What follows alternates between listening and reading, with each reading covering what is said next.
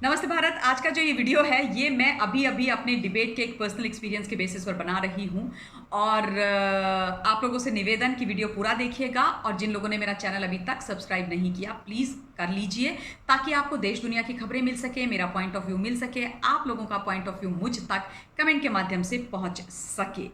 अब जो मैं विषय है उस पर आती हूँ। देखिए, आज शाम को अभी हम डिबेट कर रहे थे और विषय था मेहुल चौकसी। मेहुल चौकसी आप लोग जानते हैं कौन है? इस देश के डिफॉल्टर्स, इस देश की जनता के गुनहगार मामा और भांजा मेहुल चौकसी, नीरव मोदी, जो बहुत बड़े हीरे के व्यापारी इस देश के अंदर थे।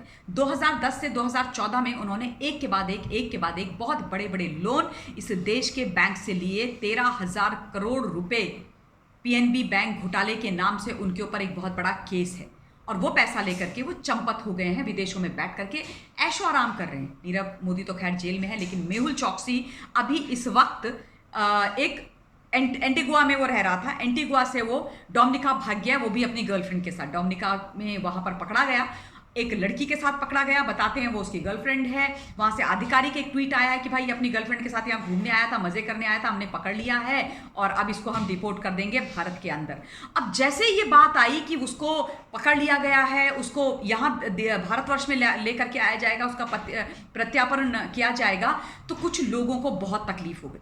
लोगों ने चैनल पे आके चीखना चिल्लाना शुरू कर दिया, क्यों लेकर के आओगे वापस, कैसे लेकर के आ जाओगे, क्या कर दिया है उसने, ऐसा क्या कर दिया है।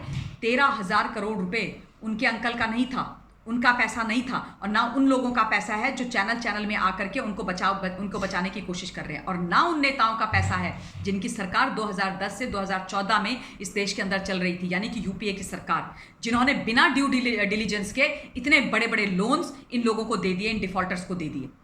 वो पैसा है इस देश के मिडिल क्लास का और टैक्स पेयर्स का, जो टीडीएस देते हैं, उनका पैसा है, आपका और मेरा पैसा है। तो प्रश्न भी किए जाएंगे, उनको यहां लाने की पूरी कवायद की जाएगी और इस बात पर सरकार को प्रेशर भी डाला जाएगा कि उनको वापस लेकर के आओ, इनको सजा दो। लेकिन दुख की बात यह है, ये लोग उनको बचाते रहते हैं, उनके सपोर्ट में उतर आते हैं, चीखना चिल्लाना चैनल्स पर शुरू कर देते हैं, बोलते हैं हम क्यों इन लोगों का जवाब दें। यानी कि अगर हम इनसे सीधे प्रश्न पूछें और ये पूछें कि कैसे इनको लोन मिल गए, इतने बड़े बड़े लोन क्यों दिए गए, क्या रिश्ता था इनका उस वक्त की सरकार, उस वक्त के नेताओं से, जो बिना ड्यू डिलिजेंस के इतने बड़े बड़े लोन्स दे दिए गए, पूरे का पूरा बैंकिंग सेक्टर इस देश का बर्बाद करके रख दिया गया, उसको एकदम खत्म करके रख दिया।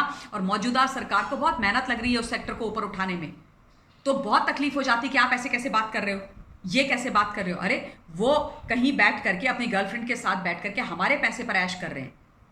एंटीगुआ में वो बैठे हुए हैं घर वर लेकर के, पैसा किसका है, टैक्स पेयर्स का है, तो बात क्यों नहीं की जाएगी। और उसके बाद जो मेहुल चौकसी के वकील थे एक, वो आ गए, उन्होंने बोला क्या फ़र्क पड़ता है, क्या फ़र्क पड़ता है अगर उसने वो पैसा लेकर के भाग गया। भाई उसके जो घर मकान वगैरह यहाँ पर है उनकी कुर्की कर लीजिए, रिकवरी कर लीजिए, उसको क्या जेल भेजने की ज़रूरत है। क्यों भाई, क्यों जेल नहीं भेजेंगे। इस देश के अंदर गुनाह करेंगे, इतनी बड़ी बड़ी चोरी चकारी करेंगे और उसके बाद उम्मीद करेंगे कि इनके खिलाफ कोई एक्शन भी ना लिया जाए।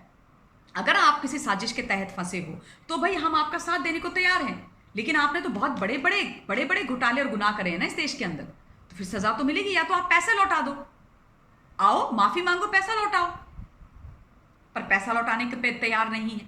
और उसके बाद अगर आप उनको कटघरे में खड़ा करोगे तो तकलीफ हो जाएगी। मैं आप लोगों को याद दिला दूं, एक एक्स जस्टिस काटजू हुआ करते थे। जब नीरव मोदी को इस देश के अंदर यूके से लाने की बात की गई तो उन्होंने एक वीडियो कॉन्फ्रेंसिंग के जरिए यूके की कोर्ट को बोला कि इसको, यानी कि नीरव मोदी को, भारत में मत भेजो क्योंकि इसको फ्री एंड फेयर ट्रायल इस देश में नहीं मिलेगा। Can you imagine.